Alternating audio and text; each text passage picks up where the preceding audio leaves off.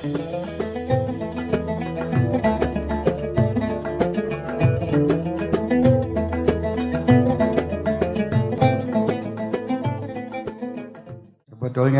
umat Islam itu kan sekarang banyak gaya-gaya. Orang sekarang Habib supaya sehat itu kita harus tadi supaya ngilangin stres harus ikut yoga. Waduh. Harus ikut pengunlah macam-macam. Sebetulnya di sini saya dapat gambaran ini. Yoganya orang Islam itu dengan gerakan sholat. Sholat itu sudah kayak yoga. Agar kowe ora pernah sholat berarti orang sehat. Sholat toh, ora sehat. Ya. Yang kedua, kita harus sering meditasi. Enak istilah-istilah anyar nih, meditasi. Meditasinya orang Islam adalah banyak berzikir. Insyaallah ngedak zikir kepada Allah. Terus ada lagi detox katanya ada. Ngilangin penyakit apa lu detox ini. Detoxnya orang Islam adalah dengan rajin berpuasa. Resep liburan catatan kok menang wae. Vitamin. Mari kita minum vitamin yang banyak kan ngono. Menurut ilmu dokter, lah vitaminnya orang Islam adalah sikap mudah memaafkan. Ini kok sehat. Orang yang suka memaafkan itu vitamin maafkan orang lain, insya Allah tidak perlu ada penyakit. Orang yang sakit itu orang iri, orang dengki, orang hasut, itu penyakitan kabeh. Tapi ini orang yang vitaminnya ini saling memaafkan. Yang terakhir, nutrisi terbaik. Wah, ini obat-obatan kabeh ini soalnya sing ngirimi aku dokter. Nutrisi terbaik. Orang Islam adalah berbaik sangka terhadap siapapun.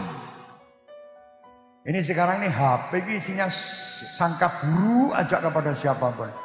Orang yang selalu berbaik sangka kepada siapapun, dia selalu badannya ini sehat, mesti sehat. Tidak pernah mumet. Orang yang sangka baik kepada siapapun ya. Itu aja saya kira untuk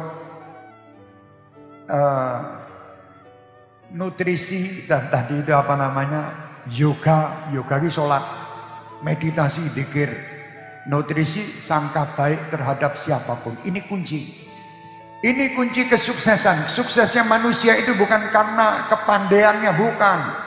Pandai itu memang bagus, tetapi pandai kalau saling mencaci bukan orang pandai. Pandai saling menyakiti bukan orang pandai.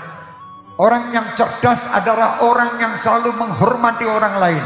Sebagaimana Rasul Muhammad SAW adalah manusia yang tadi diceritakan kiai kita. Abu Jahal ini musuh Islam, musuh Rasulullah, musuh umat Islam. Tetapi Rasul tidak menganjurkan orang untuk mencacinya. Bayangkan musuh aja tidak boleh dicaci, apalagi saudara. Mari wahai bangsaku, wahai rakyat Indonesia, jangan kita saling mencaci, jangan kita saling membenci, jadilah kita saling menyintai. Itu penting, jangan dianggap sepele. Agar ketemu orang mesti ngelek-ngelek, ketemu iki ngelek-ngelek. Masya Allah. Orang yang suka menjelek-jelekkan orang lain, dia hidupnya pasti berjumpa dengan orang yang jelek. Pasti, tidak mungkin tidak. Itu kunci. Jadi kalau kita selalu menyangka orang baik, dia akan ditemukan oleh Allah dengan orang-orang yang baik. Tapi menyangka orang-orang yang jelek, dia pasti akan ketemu orang-orang yang jelek. Mari dari Bojonegoro ini, masyarakat Bojonegoro, tanamkan di dalam jiwa kita, hati kita, saling menyintai karena Allah, saling membantu karena Allah, saling menolong, tidak saling mencaci atau membenci. Ayo, karena kita sebangsa dan setanah air. Kita hidup rukun itu lebih nikmat daripada hidup dalam berpecah belah. Permasalahan itu wajar, manusia pasti punya masalah. Driji saya ini 5 ya masalah kabeh.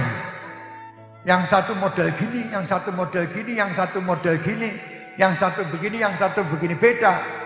Ini kalau ditanya sebetulnya mereka ribut.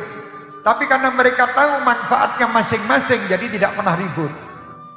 Manusia itu kalau tahu manfaatnya, misalnya Bapak Dandim, manfaatnya apa? Beliau tahu manfaat dirinya. Saya tidak harus turut campur dengan manfaatnya beliau. Beliau juga tidak urus-urusi saya, tidak perlu. Masing-masing jalan dengan tujuan yang sama, mencari ridhonya Allah, mencari ridhonya Rasul, dan untuk menyelesaikan permasalahan kesulitan bangsa dan negara ini.